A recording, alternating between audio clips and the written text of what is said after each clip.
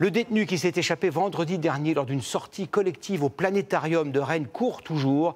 Condamné pour vol, l'homme s'est fait la belle en échappant à la vigilance des personnes qui étaient censées le surveiller. Quelles sont les procédures en vigueur? Ont-elles été respectées? Kevin Guignou et Julien Erard.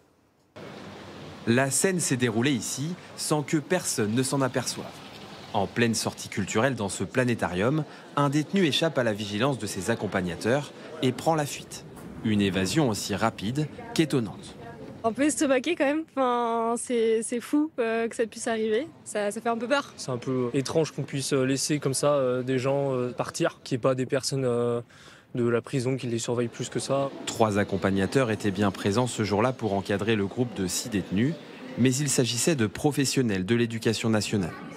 Dans le cadre de ces permissions, aucune règle n'impose la présence d'un surveillant pénitentiaire.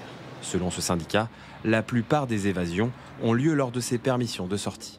Les détenus ne sont pas menottés, ne sont pas entravés. Si un détenu voit que d'un coup tout le monde regarde à droite, lui il va partir à rencourant à gauche. Si un détenu qui est en permission veut s'évader, malheureusement il parviendra à s'évader. Le fugitif, toujours recherché, est un homme âgé de 37 ans. Détenu depuis près d'1 an pour divers faits de vol, il devait être emprisonné jusqu'en mars 2027. Pour obtenir une permission de sortie, il avait dû montrer une volonté de se réinsérer. Il ne faudrait pas qu'ils en profitent pour supprimer les sorties culturelles pour les détenus, parce que je trouve que c'est très bien.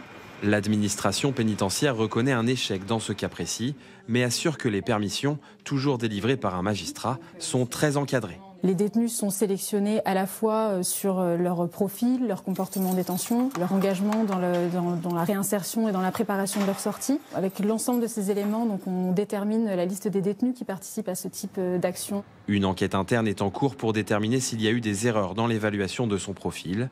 En attendant, le fugitif, toujours introuvable, a été inscrit au fichier des personnes recherchées.